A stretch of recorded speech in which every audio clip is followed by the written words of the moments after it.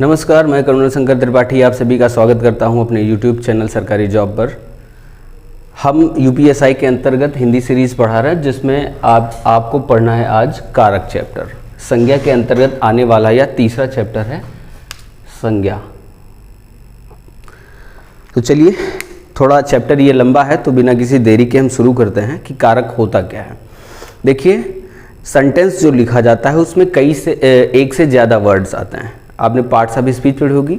वाक्य का जो निर्माण होता है वो उन्हीं 8 भागों से मिला करके होता है। 8 के अलावा और भी आपको उसके अंतर्गत चैप्टर मिल जाते हैं, तो कई सारे शब्द मिला करके एक वाक्य बनेगा। इन वाक्यों का एक दूसरे के साथ क्या संबंध है, खास करके क्रिया के साथ, ये कारक बताता है। चलिए, मैं परिभाषा लिखवा रहा हूँ आपको। कारक की परिभाषा आप लिखना चाहें तो लिखें। कारक परिभाषा लिखिएगा कि वाक्य में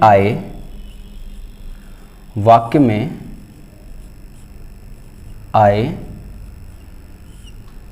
शब्दों का एक दूसरे के साथ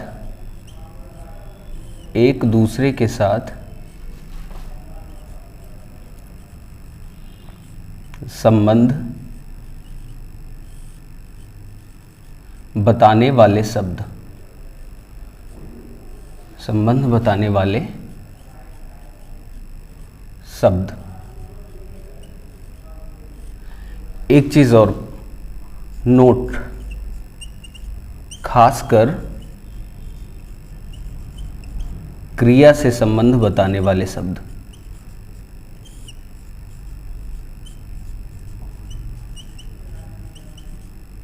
खासकर क्रिया से संबंध मतलब ऐसे शब्द जो वाक्य में एक दूसरे के साथ संबंध का बोध कराते हैं, वो कारक कहलाते हैं।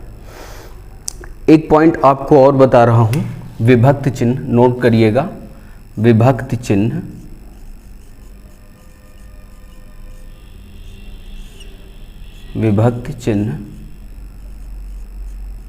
या कारक चिन्ह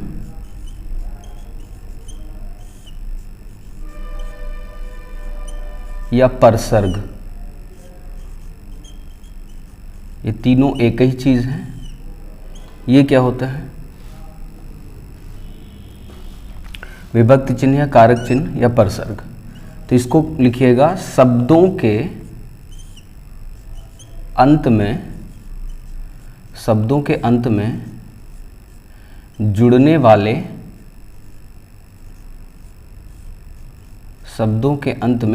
वाले चिन्ह, ये क्या कहलाएंगे? ये परसर्ग या विभक्ति चिन्ह या कारक चिन्ह कहलाते हैं। तो ये 2 पॉइंट आप रखिएगा, याद रखिएगा। कारक क्या होता है? क्रिया से संबंध खास करके बताने वाले जो शब्द होते हैं, या फिर विभक्ति चिन्ह या कारक चिन्ह क्या होता है? शब्दों के अंत में जुड़ने वाले चिन्हों को क्या कहते हैं? कारक चिन्ह कहते हैं। ये वाला क्वेश्चन इंपॉर्टेंट है आपके लिए। पिछले बार, इस बार नहीं, इससे पहले जो आरओ का एग्जाम हुआ था उसमें ये क्वेश्चन आया हुआ था कि क्रिया से संबंध बताने वाले क्या कहलाते हैं। तो चलिए एक एग्जाम्पल के माध्यम से हम समझते हैं। जैसे रमेश ने सुरेश को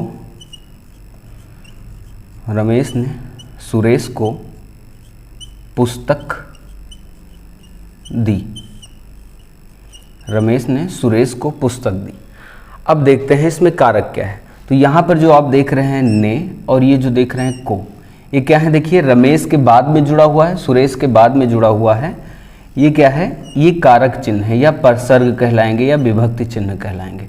आपने क्या लिखा है अभी? शब्दों के अंत में जुड़ने वाले चिन्ह। तो यही चिन्ह ये हैं, ये क्या कहलाते हैं? कारक चिन्ह या परसर्ग है या विभक्ति चिन्ह है। ये संबंध बता रहे हैं कि रमेश का सुरेश के साथ क्या संबंध है, कि रमेश ने सुरेश को पुस्तक दिया है। किसने किसको दी है, इसका बोध किसके माध्यम से हो रहा है? कारक के माध्यम से ही हो रहा है। अभी मान लिया यही सेंटेंस चेंज कर दें, सुरेश ने रमेश को पुस्तक दी, तो ये ने और को किसने दिया, किसको दिया, इसका बोध कौन करवा रहा है? यही ने और को, मतलब कारक चिन्ह ही बोध करवाते हैं शब्दों का एक दूसरे के साथ क्या संबंध है। अब बात आती है भेद की, कि कारक के भेद कितने हैं। चलिए देखते हैं। कारक के भेद कितने हैं? तो कारक को जो बांटा गया है वो 8 भागों में बांटा गया है। लिखिएगा आप, कारक के 8 भेद होते हैं। कौन कौन से मैं एक एक करके लिखे दे रहा हूं। भेद जो हैं वो 8 हैं। एक क्वेश्चन ये बन गया। अब आप याद रखिएगा कि पहला कारक जो है वो है कर्ता कारक। इसका विभक्ति चिन्ह क्या होता है? ने होता है। एक चीज ध्यान रखना, ने का यूज कभी कभी होता है और कभी कभी नहीं भी होता है, इसको याद रखिएगा। दूसरा है कर्म कारक। कर्म कारक का विभक्ति चिन्ह होता है को। इसका भी यूज कभी कभी होगा और कभी कभी नहीं होगा, दोनों टाइप के सेंटेंस आपको मिलेंगे। तीसरा कारक है करण कारक। करण कारक का विभक्ति चिन्ह जो होता है वो होता है से या के द्वारा, से या के द्वारा। चौथा कारक होता है संप्रदान।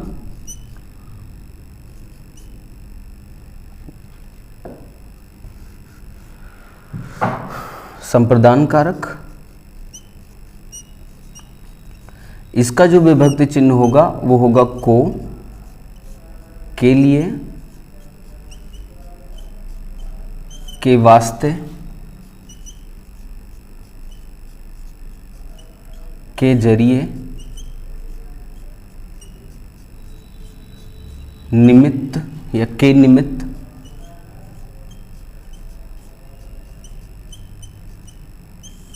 के हेतु,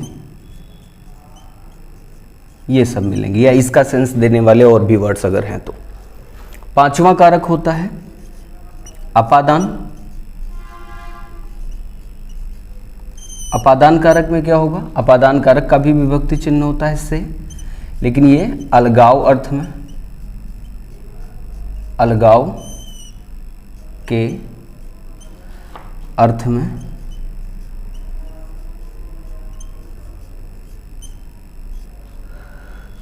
छठा कारक होता है संबंध। संबंध कारक का होता है का, की, के, रा, री, रे, ना, नी, ने, ये सब होता है। सर वो ऐसे एक मिनट चला जाए। सातवां कारक है अधिकरण कारक। अधिकरण कारक, इसका जो विभक्ति चिन्ह होता है में, पर, ये होता है। आठवां कारक है संबोधन।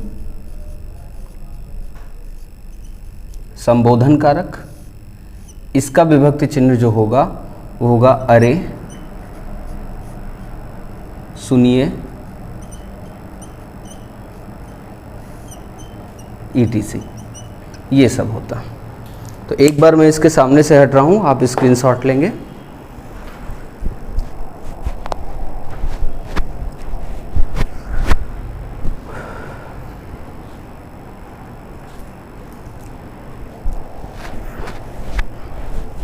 चलिए अब देखते हैं कि इसके अंतर्गत क्या क्या चीजें मैं एक्सप्लेन करूँगा हूँ।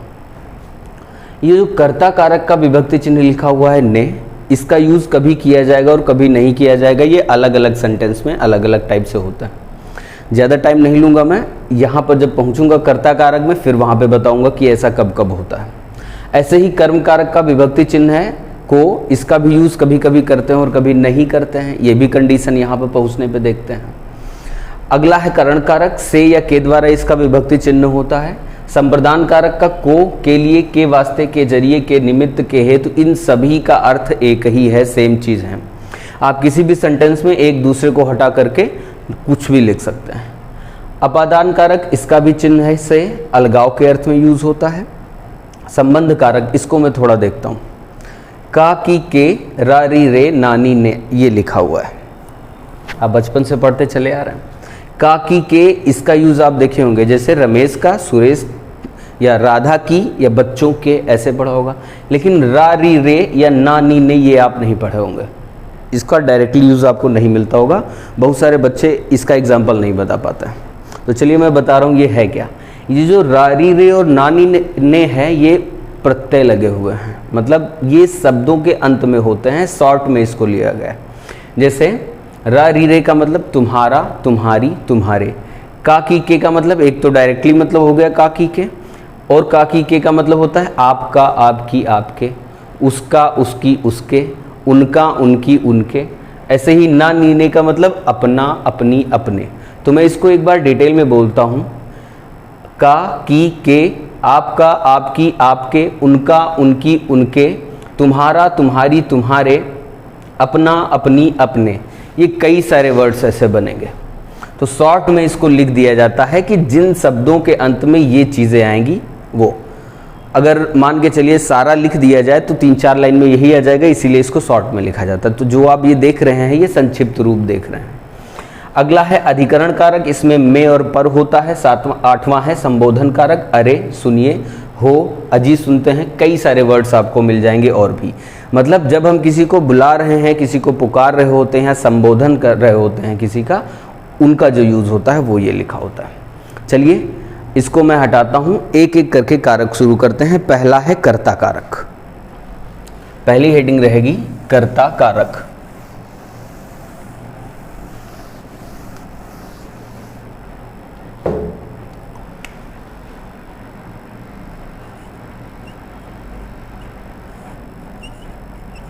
कर्ता कारक विभक्ति चिन्ह अभी मैंने आपको बताया क्या होता है, ने होता है, और इसका यूज़ हम कभी करते हैं और कभी नहीं करते हैं। ठीक, कुछ चीज़ें जो इम्पोर्टेंट हैं वो मैं आपको बता रहा हूँ। पहली बात तो कर्ता क्या होता है, क्रिया को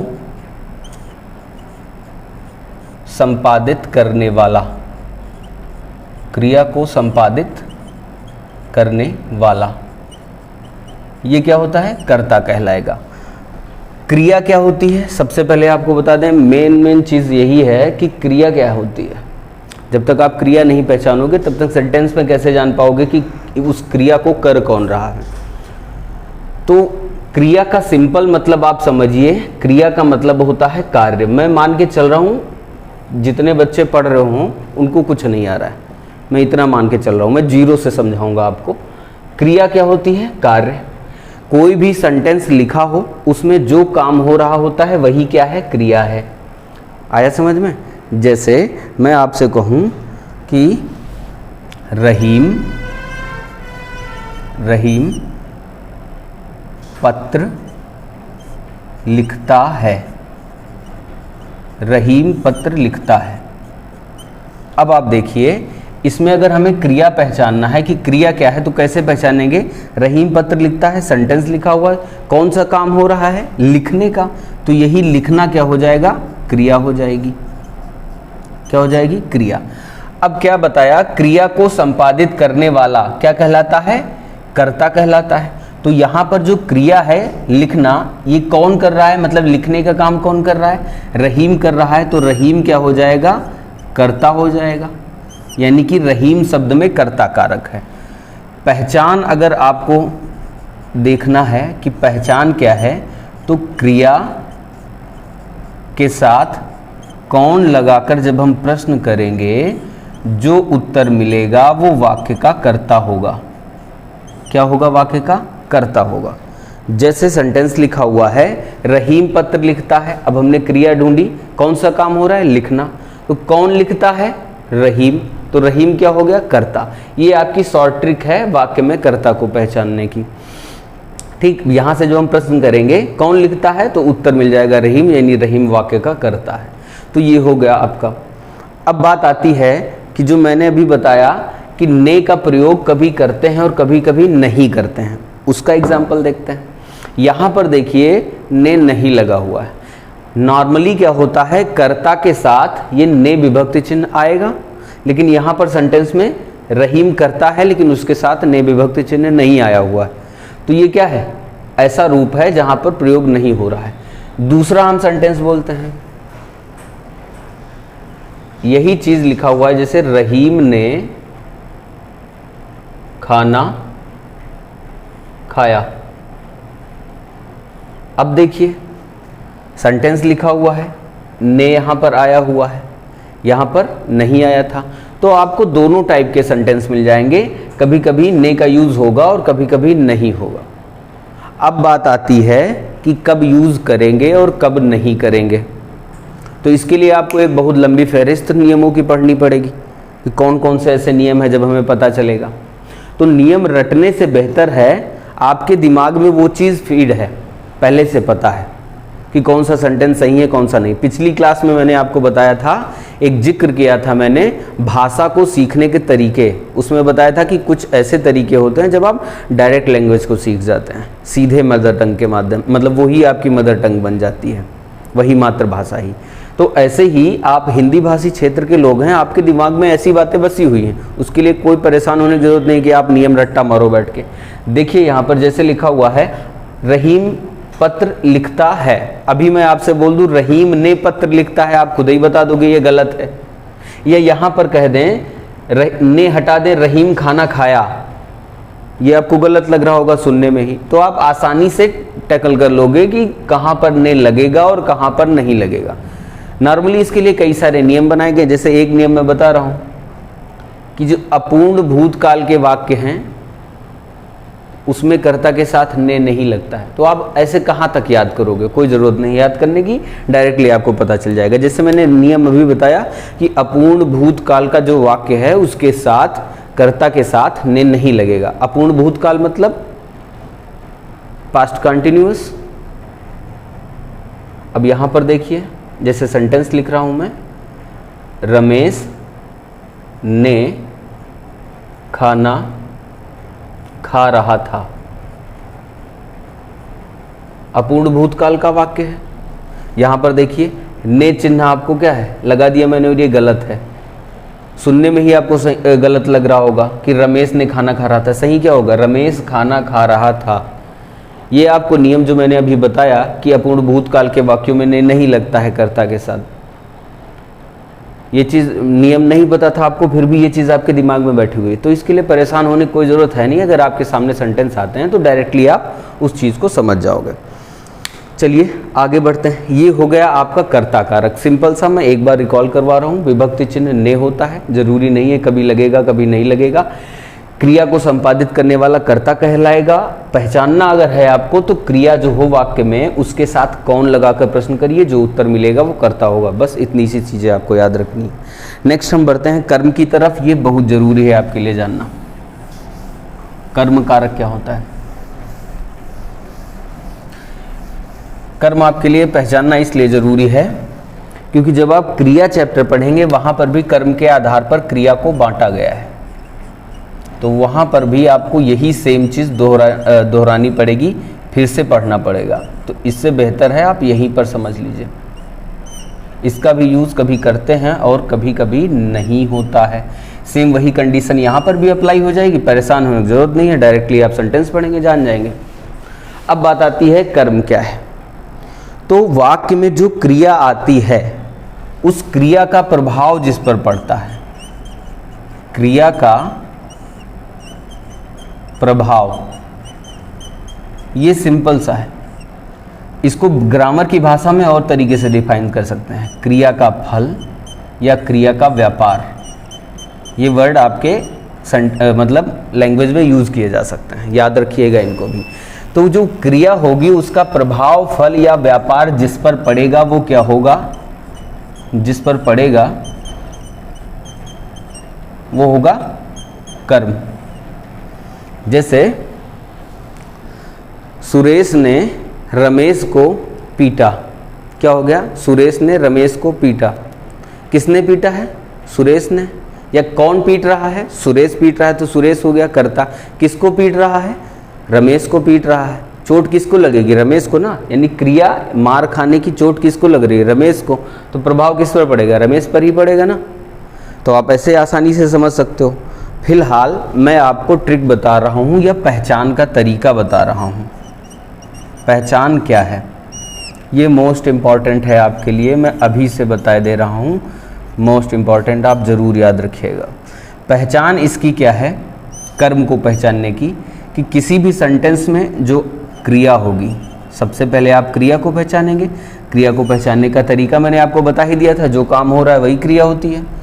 अब इसके साथ दो घटनाएं घटित हो सकती हैं या दो तरीके से उत्तर आएगा। एक तो उत्तर मिलेगा क्या से, दूसरा उत्तर मिल सकता है किसे या किसको से। किसे या किसको। दूसरा चीज यहां पर देखेंगे, जो उत्तर आपको क्या से मिल रहा है वो प्रत्यक्ष कर्म होता है या इसको हम प्रधान कर्म भी बोलेंगे। एक चीज और ध्यान रखने वाली है कि ये हमेशा निर्जीव होंगे। क्या होंगे? निर्जीव। ये बात तो आपको जरूर ध्यान रखनी है कि निर्जीव होना है, ये इंपॉर्टेंट मैं इसके नीचे लिखे दे रहा हूं। दूसरा है, अगर किसे या किसको से उत्तर मिलता है तो वो अप्रत्यक्ष कर्म होता है। अप्रत्यक्ष कर्म, या इसको हम अप्रधान कर्म बोलेंगे। अप्रधान कर्म। और इसकी खास बात ये होती है कि ये सजीव होता है। ये पॉइंट भी आप याद रखेंगे। कुल मिला के अब आप इसको स्क्रीनशॉट लीजिए या लिखिए, मैं समझा रहा हूं दोबारा। पहचान क्या है? क्रिया के साथ क्या या किसे या किसको लगाकर प्रश्न करेंगे, जो उत्तर मिलेगा वो क्या होगा? कर्म हो जाएगा। अगर क्या से उत्तर मिल रहा है तो वो प्रत्यक्ष कर्म होगा, या इसको अंग्रेजी में कर्म को बोला जाता है ऑब्जेक्ट। तो आप इंग्लिश में भी पहचान सकते हो। क्या होगा? प्रत्यक्ष कर्म यानी डायरेक्ट ऑब्जेक्ट, और ये इसे प्रधान कर्म भी कहते हैं, और ये निर्जीव होता है। किसे या किसको से अगर उत्तर मिल रहा है तो वो अप्रत्यक्ष कर्म या इनडायरेक्ट ऑब्जेक्ट कहलाएगा, अप्रधान कर्म इसे कहेंगे, और ये होता है सजीव। दोनों बात ध्यान रखने वाली है। यही चीज आप क्रिया वाले चैप्टर में जब सकर्मक और अकर्मक क्रिया पढ़ेंगे वहां पर भी पहचानेंगे ऐसे ही। तो ये पहचान इंपॉर्टेंट है आपके लिए, इसीलिए मैंने वहां पर आपको मोस्ट इंपॉर्टेंट लिख दिया। अब ये देखना है कि क्या से जो उत्तर मिले वो निर्जीव जरूर होना चाहिए, किसे से उत्तर मिलेगा वो सजीव जरूर होना चाहिए। अब देखिए, जैसे मैं कह रहा हूं, एक सेंटेंस लिखता हूं,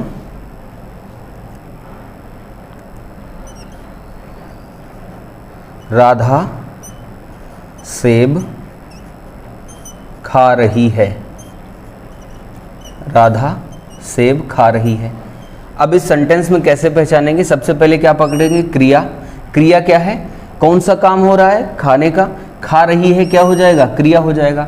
अब क्वेश्चन कर रहे हैं, क्या खा रही है? सेब खा रही है। तो सेब क्या हुआ? कर्म हो गया। और अगर और डीप में जाएं, देखो ये क्या थी? क्रिया थी, क्योंकि ये काम हो रहा था। क्या खा रही है? सेब खा रही है। सेब क्या मिला? कर्म मिला। और अगर आपसे और डीप पूछे कि किस प्रकार का कर्म है तो कैसा है?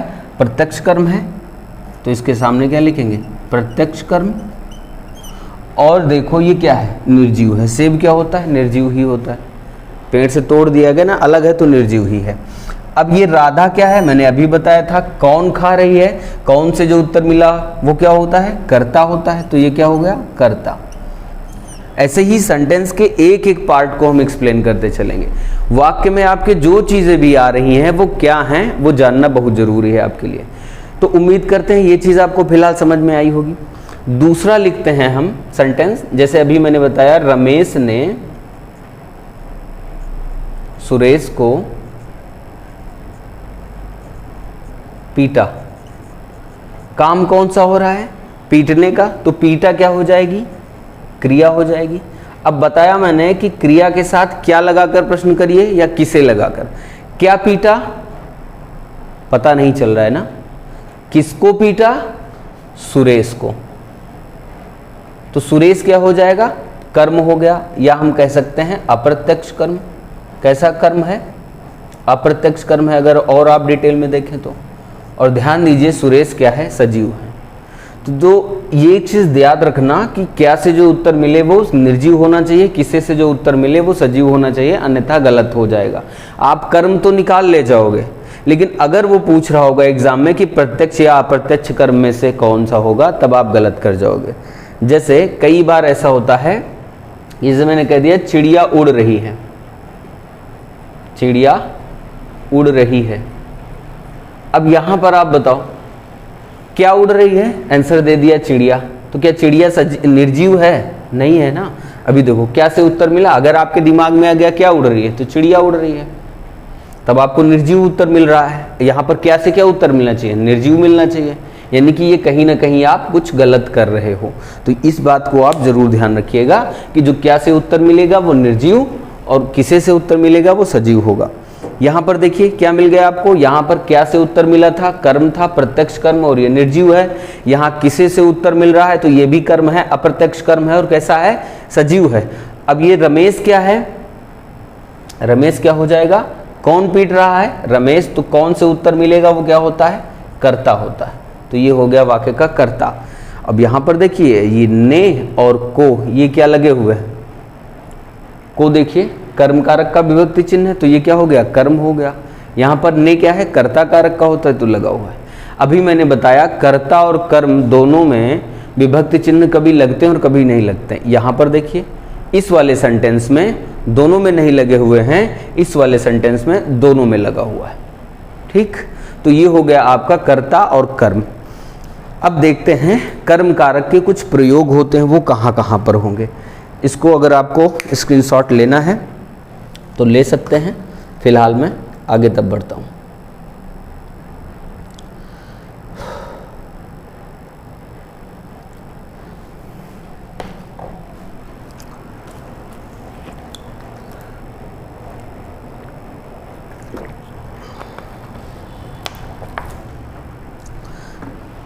नेक्स्ट जो रहेगी हेडिंग आपकी, वो रहेगी कर्म कारक के प्रयोग। कहाँ कहाँ पर कर्म कारक प्रयोग में लाया जाता है। अगर आप इतने दिन से पढ़ते आ रहे हैं कारक और आपको लगता है कि आप ने, से, को के द्वारा इनको देख करके आप वो कारक पहचान जाओगे, तो आपकी गलतफहमी है। कई सारे क्वेश्चंस आपको ऐसे मिल जाएंगे डायरेक्टली जिसमें आप नहीं समझ पाएंगे। ठीक, अभी आपके सामने उदाहरण ऐसे भी रखूँगा मैं। फिलहाल क्या है, कर्म कारक के प्रयोग, कर्म कारक के प्रयोग। चलिए इसको देखते हैं। पहला जो यूज़ होता है वो होता है समय के निश्चित बिंदु के साथ, समय के निश्चित बिंदु के साथ।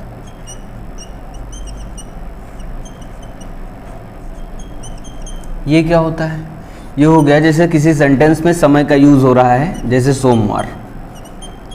मैंने आपको बता दिया सोमवार, अब कोई भी दिन हो सकता है, सोम मंगल बुध बृहस्पति। जैसे बोल दिया दोपहर, तो दोपहर के साथ सुबह शाम रात कुछ भी हो सकता है। या जैसे बोल दिया 2 बजे,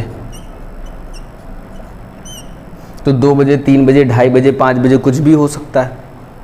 तो जब ऐसी चीज़ें दे रखी होंगी समय, तो वहाँ पे कौन सा कारक होगा, कर्म कारक। जैसे एग्जाम्पल के लिए मैं दोपहर को बाजार जाऊंगा, मैं दोपहर को बाजार जाऊंगा। अब आप देखिए यहाँ पर जो दोपहर लिखा हुआ है ये क्या है, समय का निश्चित बिंदु है। और अगर पूछा जाए इस सेंटेंस में कारक कौन सा हो जाएगा, तो कौन सा होगा, कर्म कारक हो जाएगा। या मैं सोमवार को कहीं घूमने जा रहा हूँ, तो क्या हो गया, कर्म कारक हो गया। मेरे स्कूल में 2 बजे छुट्टी होती है, क्या हो जाएगा, कर्म कारक हो जाएगा। मैंने जो सेंटेंस बोले हैं आप चाहें तो उसको लिख सकते हैं। मेरे स्कूल में या मेरे विद्यालय में 2 बजे छुट्टी होती है, या मेरा विद्यालय 2 बजे बंद होता है। यहाँ पर देखिए को विभक्ति चिन्ह नहीं लगा हुआ है, फिर आप कैसे पहचानेंगे। अगर आपकी आदत पड़ी हुई है कि कारक चिन्हों के माध्यम से आप सेंटेंस को पहचान के लिखते हैं, तो वहाँ पर आप गलत हो जाएंगे कहीं कहीं। चलिए आगे देखते हैं। इसके बाद क्या हो जाएगा, हाँ कभी कभी ऐसा होता है कि निर्जीव का जो कर्ता होता है, करण अगर निर्जीव है तो उसके साथ में को नहीं लगता है। लेकिन जब कर्ता की शक्ति दिखानी होती है तब लग जाता है। जैसे राहुल पत्र लिखता है, राहुल पत्र लिखता है। यहां पर देखिए, यहां पर पत्र के साथ को नहीं लगा हुआ है, लेकिन कभी कभी क्या होगा जब इस पर कर्ता की शक्ति दिखानी हो, जैसे राहुल ने इस पत्र को लिखा। अब देखिए ये क्या है, यहां पर लगा हुआ है। तो ये कुछ पॉइंट्स हैं कर्म कारक के कि कहां कहां पर कर्म यूज होता है। चलिए आगे बढ़ते हैं। अगला कारक जो रहेगा आपका वो रहेगा करण कारक।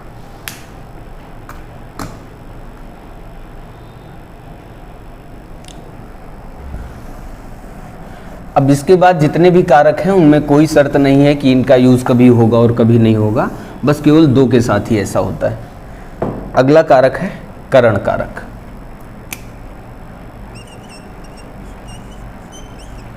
करण कारक, इसका विभक्ति चिन्ह मैंने अभी लिखवाया है, से या के द्वारा, से या के द्वारा। परिभाषा लिखेंगे, जिसकी सहायता से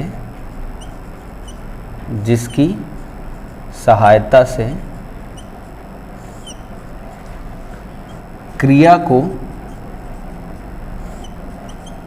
संपादित किया जाए, क्रिया को संपादित किया जाए। या थोड़ा और अगर इस परिभाषा को आपको लंबा करना है तो ऐसे बोल सकते हैं, कर्ता जिसकी सहायता से क्रिया को संपादित करता है, या आप कह सकते हो कर्ता जिसकी सहायता से कार्य करेगा वो क्या होता है, उसमें क्या होगा, करण कारक हो जाएगा। जैसे मैं मार्कर से लिख रहा हूँ, माइक से क्या है बोल रहा हूँ, कैमरे से रिकॉर्ड हो रहा है, तो ये क्या हो रहा है, कार्य करने में ये चीज़ें सहायक हैं, तो इन सब में क्या होगा, करण कारक रहेगा। अब देखते हैं हम करण कारक के प्रयोग। प्रयोग कहाँ कहाँ पर होंगे? इसका पहला प्रयोग है साधन के अर्थ में। साधन के अर्थ में, साधन क्या होता है, जिसकी सहायता से कोई काम किया जाएगा वो साधन कहलाएगा। जैसे मैं कलम से लिखता हूँ, मैं कलम से लिखता हूँ। अब देखिए साधन क्या है, लिखने का क्या बताया, जिसकी सहायता से क्रिया संपादित की जाए। सेंटेंस क्या है, मैं कलम से लिखता हूँ, क्रिया क्या है, लिखता हूँ, किसकी सहायता से, कलम की सहायता से। तो ये जो कलम है, कलम से, ये क्या हो जाएगा, ये करण हो जाएगा। आया समझ में, जिसकी सहायता से। अब साधन क्या, साधन का मतलब क्या होता है, जिसकी सहायता से कोई कार्य किया जाए वही साधन होता है, तो ये हो जाएगा साधन। मतलब लिखने का साधन कौन है, कलम, तो कलम में कौन सा कारक हो जाएगा, करण कारक हो जाएगा। अगला होता है साधक के अर्थ में। दूसरा जो यूज है वो है साधक के अर्थ में। साधक के अर्थ में, साधक मतलब क्या होता है, देखिए तीन वर्ड आपको मिलेंगे, साध्य,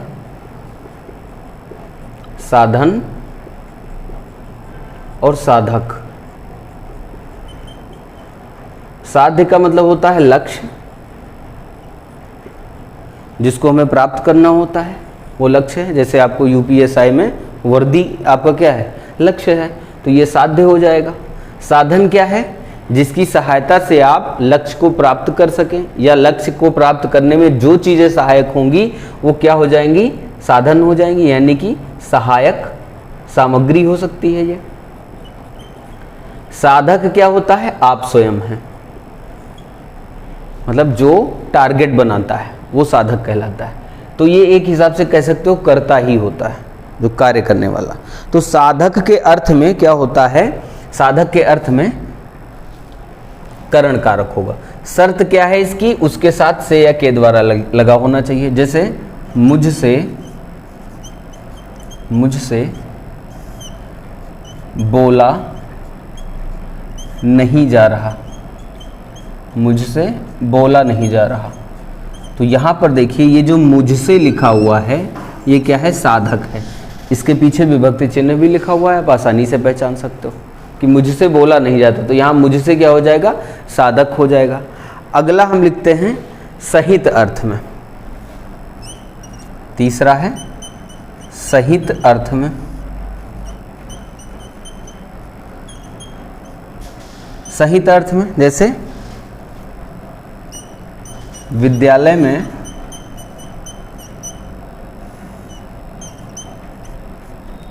धूमधाम से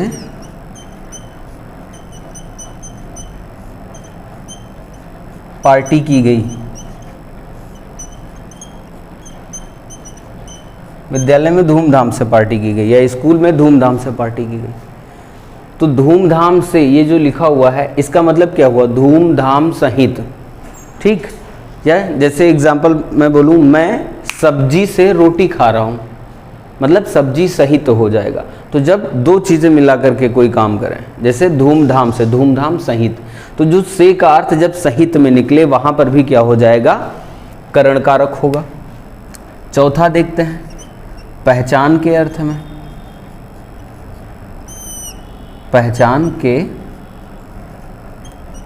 अर्थ में, पहचान के अर्थ में क्या हो जाएगा, जब हम किसी का हुलिया, वेशभूषा, इन सब चीज़ों को देख करके और बताएं, उसकी पहचान निर्धारित करें, वहाँ पर भी क्या हो जाएगा, करण कारक हो जाएगा। जैसे एग्जाम्पल के लिए, वह शरीर से सेना का जवान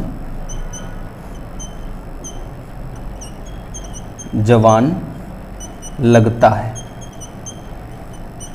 यहाँ पर क्या है, उसकी शारीरिक संरचना या बनावट ऐसी है कि वो सेना का जवान लग रहा है। अब इसमें करण कारक है, कहाँ पर करण होता है, वह पहचान जिसके माध्यम से आप पहचाने हो। किससे, शरीर से आपने पहचाना है, तो शरीर में क्या हो जाएगा, करण कारक हो जाएगा। अगला देखते हैं, अगला कौन सा हो जाएगा, तो पांचवा हो जाएगा विकार के अर्थ में। विकार या दोष के अर्थ में। मैंने दोष इसलिए लिख दिया है क्योंकि पिछली कुछ क्लासेस में मैंने आपको बताया है कि विकार का मतलब परिवर्तन, यहाँ पर विकार का मतलब दोष, किसी अंग में दोष हो। जैसे वह आँख से अंधा है, ये लिखा हुआ है। तो जिस अंग में विकार होगा उस अंग में क्या होगा, करण कारक हो जाएगा। तो ये चीज़ें हैं कुछ जिससे आप, जो करण कारक में प्रयोग में लाई जाती हैं। मैं यहाँ से आगे से हटता हूँ, आप इसको स्क्रीनशॉट ले सकते हैं। आगे की तरफ बढ़ते हैं। इसके बाद हो जाएगा संप्रदान कारक। चौथा कारक जो रहेगा वो रहेगा संप्रदान कारक। तो शायद टाइम ज़्यादा हो रहा है और टोटल 8 कारक हैं, तो मुझे लग रहा है ये लेक्चर बहुत ज़्यादा लंबा, 1.5 घंटे के आसपास चला जाएगा। तो 3 कारक मैंने आपको पढ़ा दिए हैं। इसके बाद जो बच रहे हैं 5 कारक, वो मैं नेक्स्ट पार्ट में इसको कवर करता हूँ। तो ये कारक चैप्टर 2 पार्ट में फिर रखते हैं इसको। 3 कारक मैंने अभी इसमें पढ़ाए हैं और बाकी के बचे हुए जो 5 कारक है वो मैं नेक्स्ट क्लास में कवर करूँगा। तो एक बार कमेंट ज़रूर करिएगा और बताइएगा कि ये लेक्चर कैसा रहा। कोई समस्याएं आती हैं आपकी पढ़ने के दौरान तो उसको आप ज़रूर शेयर करें। चलिए मिलते हैं नेक्स्ट लेक्चर में, तब के लिए थैंक यू।